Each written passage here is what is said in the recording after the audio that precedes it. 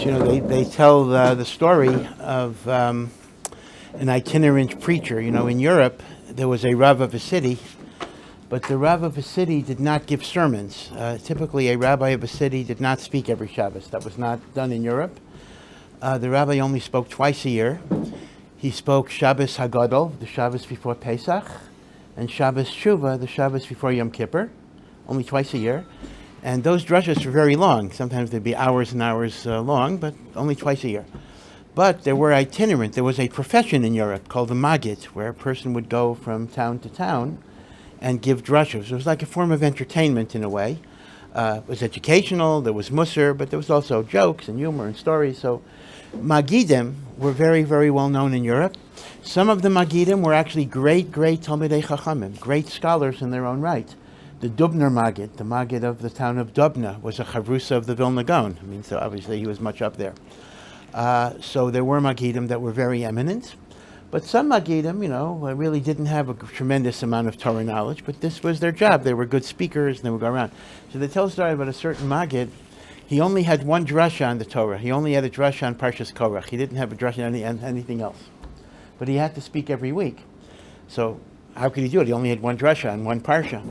So he took along a puppy with him, and every time he'd start speaking, the puppy would start barking, and he would say, "Oh, I wish that dog the ground would open up and it would swallow him like Korach." Oh, and since I'm talking about Korach, that reminds me I have some interesting thoughts to share with you. So that way he managed to talk about Korach no matter what the parsha of the week was. But this week I don't need the puppy, I don't need the dog. We have indeed Parshas Korach. This is the story of Korach. In Greek literature, I'm not sure if Aristotle is the one that identified it, but we talk about tragedy in the Greek sense.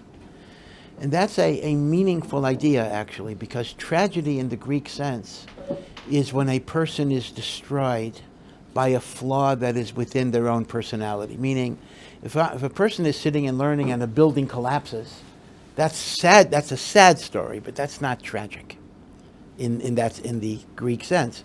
But if a person is great and has a tremendous potential, but there's a flaw within him that destroys that potential, that is truly tragic because there was greatness that was destroyed. The story of Korach is actually a Greek tragedy in that sense, because in many ways, Korach was a very, very great man. Korach had tremendous godless. I'll show you Kabbalistically how great he actually was. But he was destroyed because of his arrogance. He was destroyed because of his gaiva. And that's a very, very sobering reminder that you can be a person of tremendous talent. You can be brilliant. You can be charismatic. You have leadership qualities. But the arrogance will destroy you from within. And of course, the truth is, we see this in modern times all the time. We see this in the political realm. We even see it in the religious realm sometimes, in which great people are destroyed because of a flaw that's within. And that indeed is very, very tragic. But the first point I want to point out is that there's a basic inconsistency in what is going on. Korach's basic argument is egalitarianism. Korach is arguing we don't need leaders. We don't need gedolim. We don't need governmental halachic structures. Every Jew is holy. Every Jew heard God say the first two commandments. I am the Lord your God.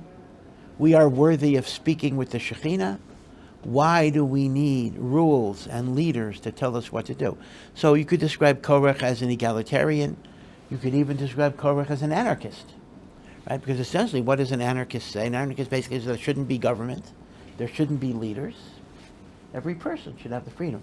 Of course, my favorite anarchist story is, this is a true story, that there was supposed to be a convention, I don't know what they call themselves, but a convention of anarchists in Seattle. But they couldn't get together because nobody agreed on what time they should come, So it fell apart because there was no structure. But okay, but be it as it may. So Korach's argument is equality. Everybody's equal. Now Moshe seems to respond in a non sequitur way. Moshe says, Why are you complaining? Look at all the glory Hashem has given you, Korach of the tribe of Levi. God has given you glory. God has given you honor. God has given you position. But wait a second. Korach was not arguing that he was not being honored. Korach was arguing that everybody's equal. So what is Moshe's answer to that claim by saying, you have enough honor, B'nai Levi? The answer is very clear, that there's a difference between the articulated grievance and the true grievance. Moshe understood that although Korach was speaking the language of egalitarianism, it was really a power grab. It was a power grab. And the truth of the matter is, I don't want to get too much in secular sources, but this is the history in many, many cases of revolutions. Let's go back to the French Revolution, right? Let's overthrow, Louis the 14th or the 15th, whichever Louis it was. Liberté, égalité, fraternité. Equality of man. Overthrow the monarchy. But what do you get? You get a Robespierre who is actually much more brutal than any of the kings that this revolution was overthrowing. We have the Russian Revolution, overthrowing the Tsar to create a more equal and fair and compassionate society. And you get Lenin and Stalin. You have Pol Pot, the mild-mannered school teacher in Cambodia, who saw the oppression of the Cambodians under the kings that ruled. So he spearheaded a communist revolution that resulted, we don't even know, maybe 20 million people dying, the killing fields and the like. You often, those of you might remember a book by George Orwell, not 1984, that's the more famous book, but a book, Animal Farm. And Animal Farm is a story about animals, farm animals, cows, chickens, pigs, that are being oppressed by the farmers. So the animals lead a revolt to overthrow the human dictators.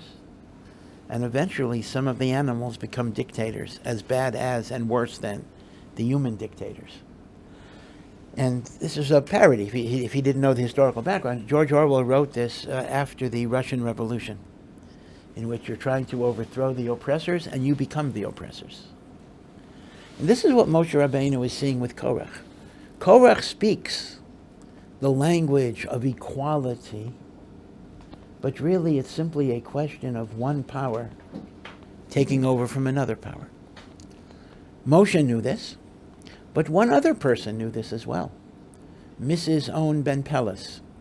Korach assembled a motley crew of a lot of people, 250 elders, and people from the tribe of Reuven.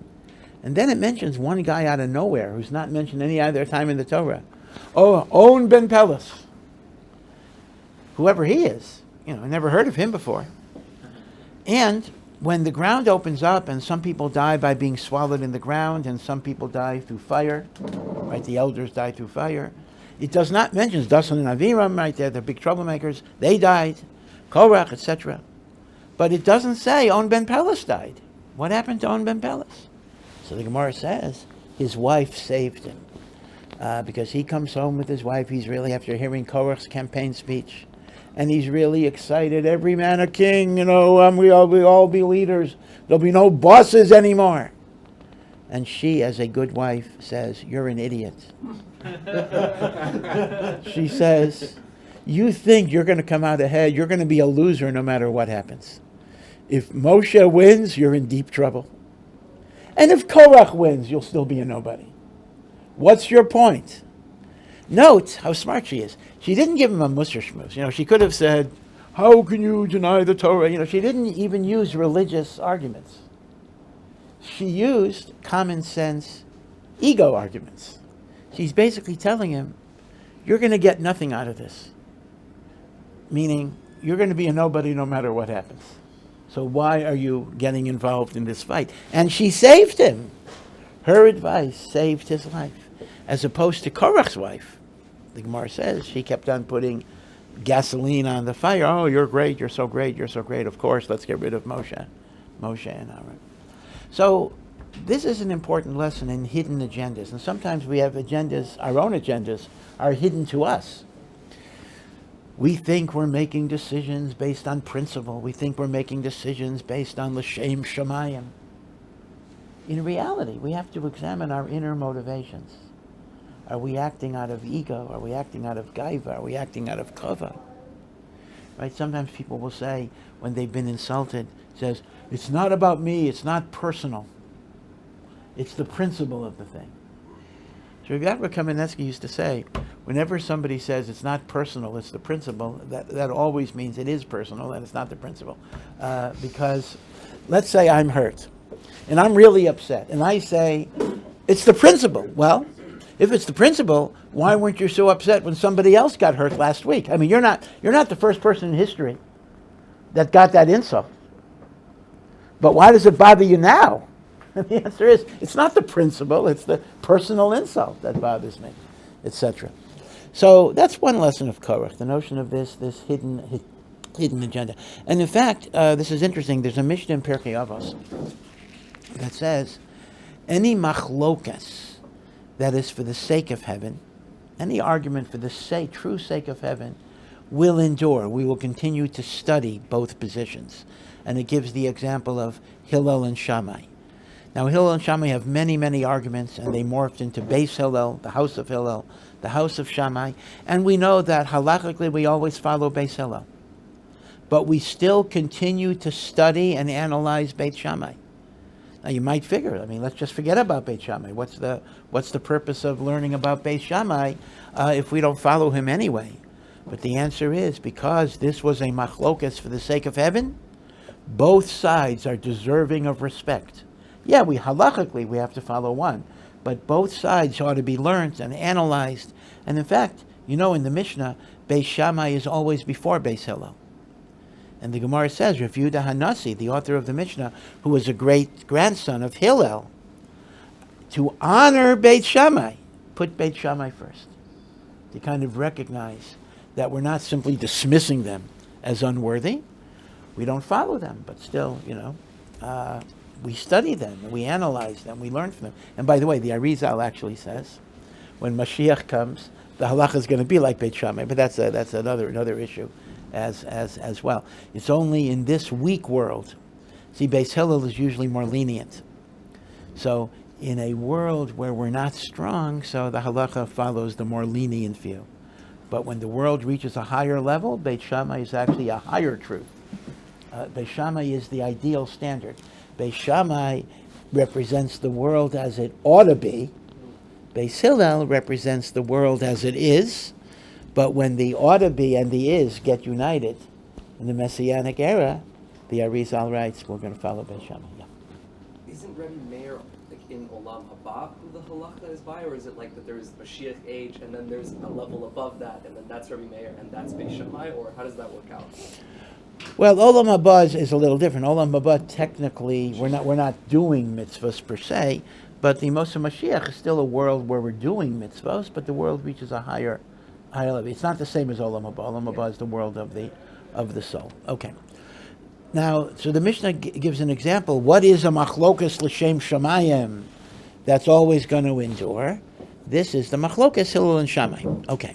But then it says, when you have a machlokas that's not for the sake of heaven, people are acting out of selfish motivations, they go into oblivion, and we no longer have respect for them. And the example it gives is Korach and his congregation. So what's interesting is the Chassam Sofer points out that the language of the Mishnah is asymmetrical, because when it talks about good machlokas, it gives you both sides, Hillel and Shammai. When it talks about bad machlokas, which is Korach versus Moshe, it doesn't say Korach versus Moshe. It says Korach and his congregation. Now, one simple answer might be, well, you can't really say an example of bad machlokas is Korach versus Moshe, because that would have implied that Moshe is also on the bad side. So it makes sense you're only picking the bad side. But the Chassam Sofer says a slightly different answer, although this first answer I think is good also. The Chassam Sofer says, when you have a machlokas not l'shem shamayim, even the people on the same side have their hidden agendas, meaning the machlokas is within the very group. So, on one hand, Korach presents this united front, everybody's holy. But in reality, everybody had their own agenda. Korach wanted the job of Moshe and Aaron. The 250 Zakanim from the tribe of Ruvain were jealous of the firstborn. There were firstborn that were jealous of Kohanim. So every single person has his own thing. In fact, many people say that one of the blessings of that Eretz Yisrael has in our struggles with the Arabs is that the Arabs were never able to present a truly united front because each one had their selfish agendas.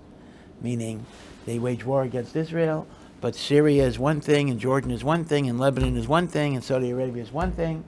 And even though they make believe there's some united front here, but everyone has their own kavanah, and therefore there's no unity, and therefore Baruch Hashem, by and large, not that we don't have costs, but HaKadosh Baruch Hu enables the Jewish people to be victorious and survive these wars simply because the enemy itself is not united in any truly meaningful way. Right, so that's so again, the Musar of Korach, one of the Musars of Korach is to remind us of the dangers of this hidden agenda. But now I want to share with you some teachings of the Arizal. For some reason, I mean, the Arizal is always deep and amazing, but for some reason in Korach, the teachings are a little bit more accessible than maybe it might be in a lot of the Torah. First of all, the Arizal makes a very astounding proposition that Korach's vision that he was worthy of being the Kohen, or being Moshe and the Kohen, both really. It's not entirely clear if Korach had his dream list, his wish list. Is it to take Moshe's place, to take Aaron's place, to take both of their places? It's not 100% clear exactly which job he was gunning for, if not both jobs. But the Arizal says Korach's perception that he was worthy of being a Kohen was in fact accurate, but it was too early. He jumped the gun. The Arizal says that in this world, Kohanim are Kohanim, but liyasid lavo, all the Leviim will be elevated to Kohanim, and therefore Korach, and that includes Korach. Korach himself will be a Kohen when the Mashiach, or not Mashiach, but when resurrection of the dead. That's a later stage, when resurrection of the dead comes. And the Ari says there's a remez that Korach will have what is called a tekuma. Tekuma is a revival. We say in Tehillim, Mizmor Shir Liyom HaShabbos, which is Mizmor 92. So it ends with the pasuk, Sadik Katamar Yifrach. The Sadik will flourish like the palm tree. So the Arizal points out, take the last letter of those three words. Sadik, Kuf. Katamar, like a palm tree. Reish, Yifrach, will flower. Ches, Sadik, that's Kuf Reish Ches spells what? Korach. So the Ari says, it's the end of the word, meaning right now in this world, Korach falls. But liyasid lavo, the end, Sadik, Katamar Yifrach. So in a sense, we see this theme a lot of times, that some of the bad guys in Chumash, the nature of their mistake was jumping the gun. They had a certain vision, and that vision was actually true, but it was not yet the time to realize that particular vision. Sadik Katamar Yifrach. But the Arizal then says another thing. The Arizal says, Korach was a reincarnation of Cain. And Moshe was a reincarnation of Hevel. And the first time around, Cain killed Hevel and buried Hevel in the ground. And when Hashem asked Cain, where's your brother? And Cain gave the infamous response, am I my brother's keeper? So what did Hashem say? The cry of your brother is coming up from the ground. So, what now happens is, if the first time around, Cain killed Hevel, and caused his crying to come up from the ground. The second time around, Hevel, in the reincarnation of Moshe, kills Cain in the reincarnation of Korach. And it's Korach's voice that is crying from the ground. As Chazal say, Gemara in Bava Basra, Korach cries from the ground. Moshe emes, v'toraso emes. Right? To this very day. Moshe is true. His Torah is true. So it's an exact reversal of where Hevel gets to impose on Cain the very thing that Cain imposed on Hevel. But then the explanation goes much further, and this is an elaboration from the Shem Mishmuel, where the Shem Mishmuel says, let's go back to the names of Cain and Hevel. Chava gave birth to a son, and she named the son Cain. And she said, Konisi ish es Hashem. Konisi. Konisi is often translated, I acquired a man, but here it means I created. I created a man with God. I'm not sure why she factors out Adam from the equation. There are three partners here. But Cain comes from the term creation, to create. Create. So the Shem Shmuel says, Cain personifies the attribute of a human being as a creator, one who takes initiative, one who builds cities, one who conquers diseases, one who even creates chidushim in Torah. In other words, it is the impulse in man to create, to innovate. That is a very positive attribute. Without that, nothing would ever get done. Nothing would be built. Nothing would be accomplished. So Cain represents the aspect of a human being that has drive and ambition and productivity and accomplishment. And that is an aspect of being in the image of God. That just as God is a creator, we have to be creators. Hevel. Now the Torah doesn't say why she called him Hevel. But Hevel means breath, nothingness, something that's very transient, ephemeral. And of course, the famous usage of this phrase is in Koheles, where Shlomo HaMelech describes the futility of life. Right? We read Koheles on Sukkot. So what does he say over and over again? Havel havolim amar Koheles. In English, it's translated vanity of vanities, but I want to have a comment on that.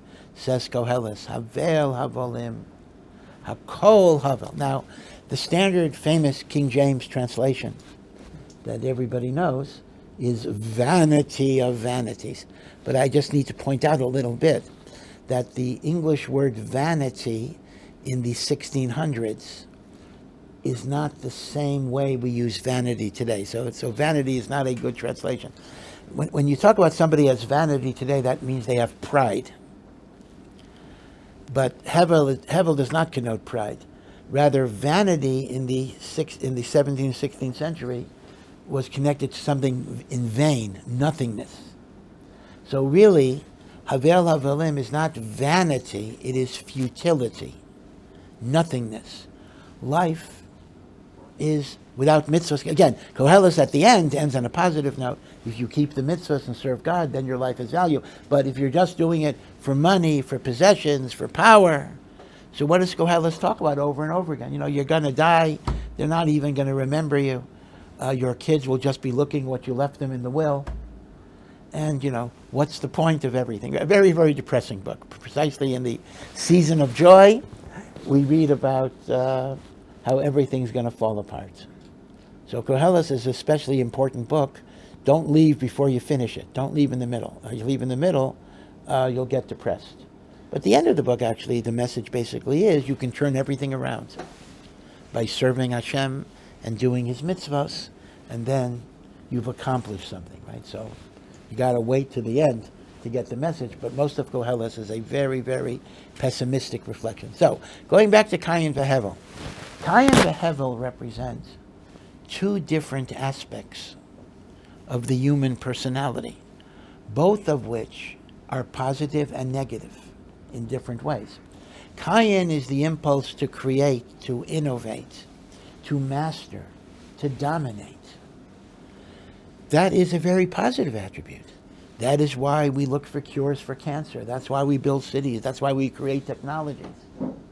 That's why we conquer disease. Hashem has given us the intellect and the power and the talent and the ability. That comes from the Kayin of creation. But the downside of Kayin is arrogance, gaiva, the sense that I'm the boss, I'm in charge. And that could destroy you. Hevel is exactly the opposite.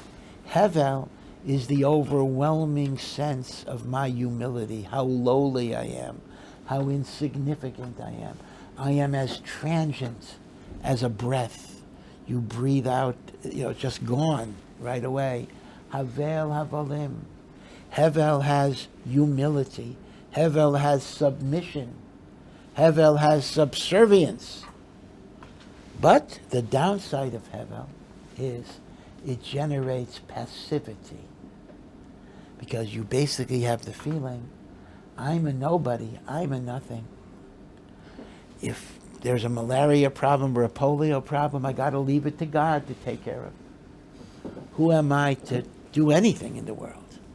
See, that's the downside of a humility, and that is you simply don't take charge of anything. You simply say, I got to leave it to God. They say in the name of the Kutzker Rebbe, the Rambam writes that every single midah in life can be used for good or for bad. Every single thing can be used in a good way or a bad way. So somebody asked the Kutzker Rebbe, although it's a bit of a humorous remark, what is good about being an apikoros? Can apikoros be used in a good way? Now, it's not really a question because apikoros is not a character trait, but so the Kutzker Rebbe said, yeah, when a poor man comes to you and needs your help, you don't tell him Hashem will take care of you. You got to be an apikoros in that moment and say, I got to take care of him. Now, this is not meant to be literal, but you understand the idea. The Kutzker Rebbe is making the point that sometimes we push emunah. Now, it's very good for me to say, I'm poor, I'm suffering, but I have emunah that God will take care of me. When you're poor and you're suffering, I'm not supposed to pull out the emunah card. I'm supposed to actually help you. I'm not supposed to say, oh, God will take care of you. I have my responsibility. So the problem with the Hevel of the world is Hevel is humble, modest, submissive. But the Hevels of the world are passive. And in truth, even in Avodas Hashem you see this. Because if we ask, who was the one who invented the idea of bringing a korban to God? Was it Kayin or Hevel? Kayin is the inventor. The Hevel thinks, who am I? How dare I bring a korban to God? Now, Kayin brought it in an inferior way. He didn't do it in the right way. So Hevel improved on it. But Hevel on his own would not have come up with that idea. He saw Kayin did it, so he said, figure, right? So Kayin is like the way the Japanese used to be. Probably don't remember this, but in the 1960s and the like, all sorts of stuff came out of Japan that was always junk. They were always the first to invent things, but always in a very, very inferior modality. And then America improved it. Now maybe it's reversed to some degree. So Kayin came up with the idea. Kayin was the innovator. And then Hevel was the imitator, which is consistent with the notion of Hevel. So it turns out the following. This is from the Shem Mishmuel. When Kayin died, his neshama needed a tikkun. And when Hevel died, his neshama needed a tikkun. Kayin needed to incorporate in his soul, which had the good qualities of initiative and creativity, humility and submission. And Hevel, who had the qualities of humility and submission, needed to incorporate in his soul leadership and initiative. So God gave both neshamos a second chance. Korach was gifted with all the good attributes of Kayin. Korach was a leader. Korach was an organizer. Korach was a brilliant mind. It says Korach even understood the paraduma, the mystery of paraduma. So Korach was great. But his chance to incorporate the Hevel was to submit to Moshe Rabbeinu. Be a follower. Moshe Rabbeinu is like Hevel because he too is described as the most humble of all people. But he had to incorporate in that humbleness, in that humility, a sense of leadership and initiative. And Moshe Rabbeinu passed that test. Moshe Rabbeinu, the most humble of all people, became the leader of 3 million Jews, the one who took us out of Mitzrayim, the one who gave us the Torah, the one who prayed for us. He didn't allow his humility to kind of paralyze him from taking on the role of a leader. So Moshe Rabbeinu was mitaken, the neshama of Hevel, by incorporating leadership into that neshama. Korach, tragically, did not incorporate the midah of Hevel in the neshama of Cain, so the neshama of Cain was not rectified.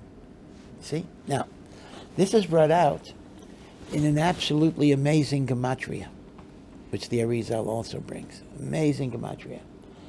The gematria of Moshe is 345. The gematria of Korach is 308. The difference between 345 and 308 is 37. 37 is the gematria of Hevel. So if you take those three gematrias, Korach 345, Moshe 345, Korach 308, Hevel 37, you can make the following arithmetic equations. Moshe equals Korach plus Hevel. Korach equals Moshe minus Hevel. Right? It makes sense. Everyone sees the arithmetic there. So, what's the pshat? The pshat is beautiful. Korach was every bit as great as Moshe, except for the fact that Korach lacked the Hevel, lacked the humility. Moshe was the same as Korach, except Moshe had the Hevel. So, going back to what I said at the very beginning, this is why Korach is a Greek tragedy. Because Korach was not some bum, who simply was trying to revolt and got crushed. Korach was a man of greatness. Korach was a man whose greatness was as big as Moshe Rabbeinu himself. But it wasn't checked. It wasn't circumscribed by humility. And that gaiva in a person is a cancer that can destroy everything good. Now, in Tehillim, there are 11 psalms that are songs of Bnei Korach. And the Bnei Korach is, it's not another guy called Korach. Bnei Korach is this Korach. And the Chumash itself says that the sons of Korach did not die. It doesn't say what happened to them, but Rashi explains the ground opened up and they were going to fall into the ground. But the last minute they did tshuva, and there was a cliff that they were able to hold on to and pull themselves out. And the descendants of those Bnei Korach became Leviim in the Beis HaMikdash, who sang songs to Hashem. And these were special psalms that David wrote for these Bnei Korach, 11 of them. First of all, one of them is the Shir Shel Yom. You'll know one of the Shir Shel Yom is Livnei Korach. The other is on Rosh Hashanah, before Tekiyat Shofar. Look at your machzor, you may remember, Lam Natseach Livnei Korach Mizmor. Korach Mizmor, right? And among those descendants of Korach was none other than Shmuel Hanavi. Shmuel, the great Navi, is a descendant of Korach, who was a Levi. And in fact, it says this is what led Korach astray in part, because it says in Tehillim that Shmuel is as great as Moshe and Aaron. So Korach figured, the apple cannot fall far from the tree. Hey, if Shmuel is so great, then I'm so great. Right? But in a way, that was the problem. The problem was, but without the anava, he could not achieve that greatness. But the greatness was in him, and it was passed on to later generations. So you see, and of course we have the Arizal that Korach himself will experience some redemption later. But at least in this short term, everything got destroyed because of the gaiva, because of the arrogance. And that's something we have to remember. And of course, Shlomo HaMelech says it in Mishlei. Lifnei Shever Gaon, which is actually a famous pasuk in English. Pride comes before the fall. It's a famous, Christians always quote it, but it is. It says Lifnei Shever Gaon. Before you fall, before you're broken, will come arrogance and gaiva and pride. Sorry, someone had a hand up? Yeah. The rabbis talked about how the Arizal talked about the Levim will become Kohanim in the when Mashiach comes. Yeah. Will they still have to shave their hair, and will they still be able to sing in the Beit HaMikdash? Yeah, so that's interesting. So it seems to be it's not clear. There are different versions. Some say the Levium will become the Kohanim, and the firstborn will become the Levium, which means they're not going to sing.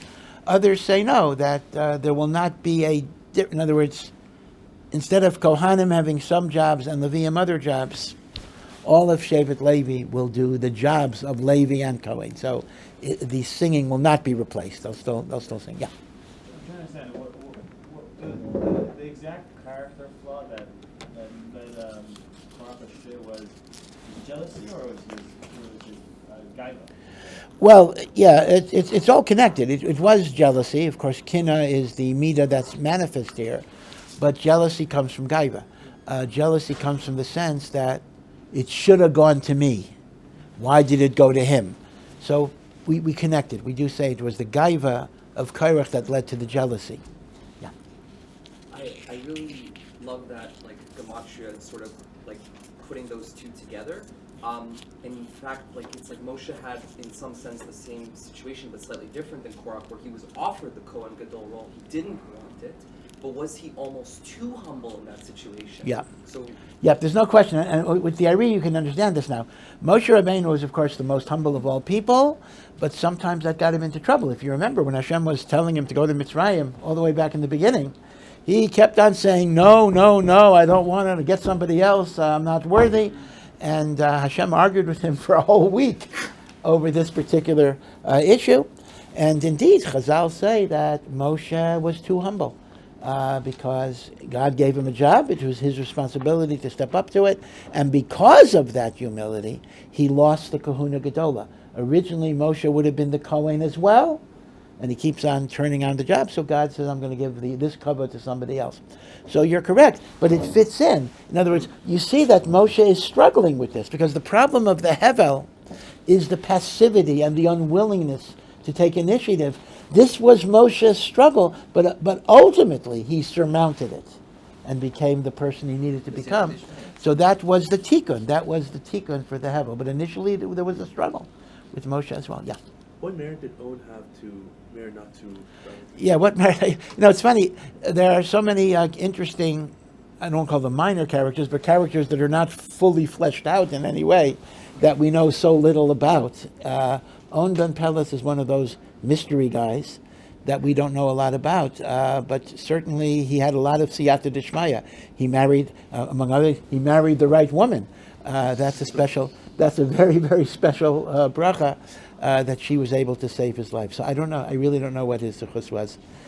Be interesting, research paper. Write everything we know about Owen ben Peles and see what you come up with. Yeah. So from what the Rav was mentioning about this struggle that Moshe faced in order to actually become the leader, how can we understand that this is a person that does have this kind of personality condition, and Hashem himself is the one that pulls Moshe out from this struggle, No, but that's the issue. In other words, HaKadosh Baruch Hu created us even with defects because he wants our free will to kind of rectify. So instead of creating us as leaders, sometimes Hashem creates a person who beteva is not a leader, but is given the job to make himself into one.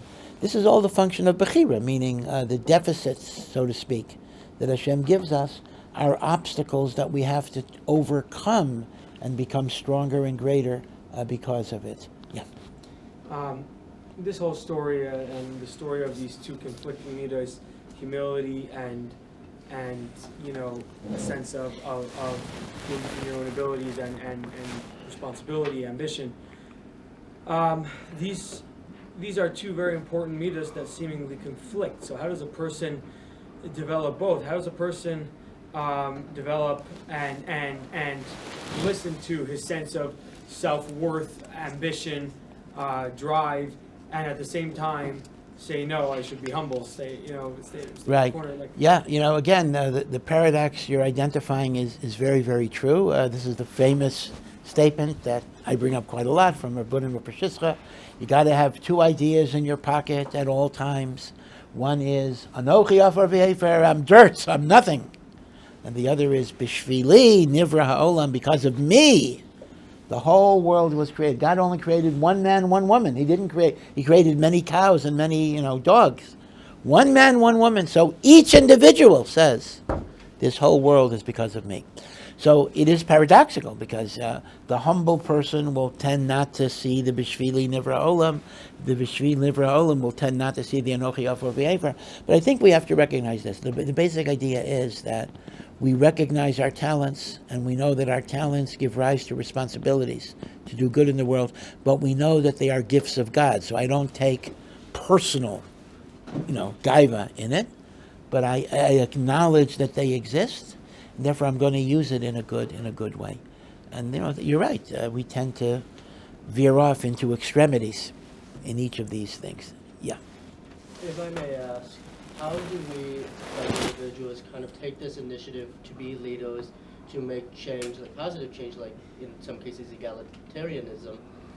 But how do we make it seem that we're not trying to make a power grab? Well, you need a lot of introspection. This is why one of the reasons why a person in life needs Rebbe, needs a spiritual advisor outside of themselves. Because we get blinded. We do get blinded by self-interest. They say even a rabbi needs a rabbi, so to speak. I'll tell you my own experience. It happens this way.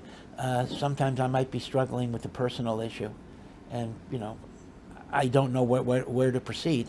And then somebody will ask me the identical question that I'm grappling with, and for that person I'll have an answer.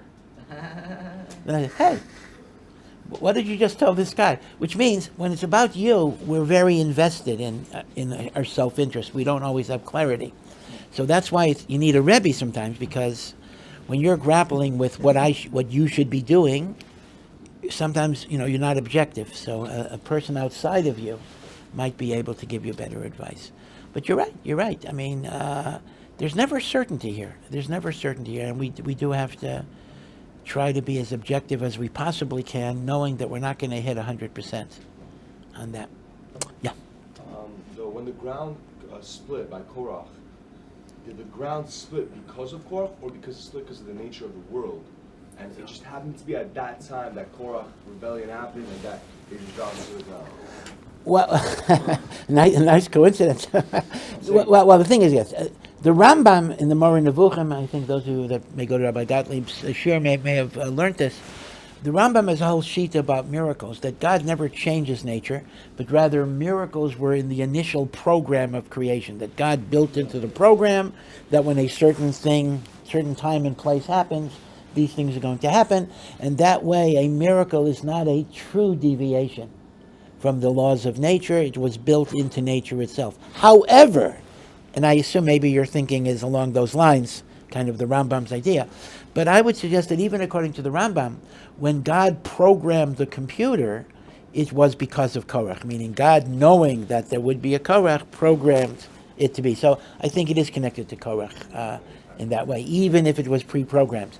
It was pre-programmed with that in mind, because God knows the future. Yeah. You said how Korach was a reincarnation of Cain. I also heard an idea that Yitro was a reincarnation of Cain, and he was covering the tikkun by giving him a wife. Do you hear any idea about that? Well, I'll tell you this: the support of the idea that Yisro is connected to Cain is Indeed, the Bnei Cani, there's a nation called the Canim, and that's Yisro. Yisro's nation is called the Canim, Bnei Cani, or Cani is one of Yisro's names, and Cani has the letters of Cain in it. So textually, there is a strong support to that. And you're saying that, what, by giving Moshe a wife? This is still going with Moshe as Hevel? Yeah, yes. Okay. That's very good. That's very good. Because he's giving Moshe future generations. Very nice, very nice. I have to check the source of that. So it turns out that Yisro and Korach have a strong affinity in that way. They're both reincarnations of Cain. Okay, thanks a lot. You take care. Yeah.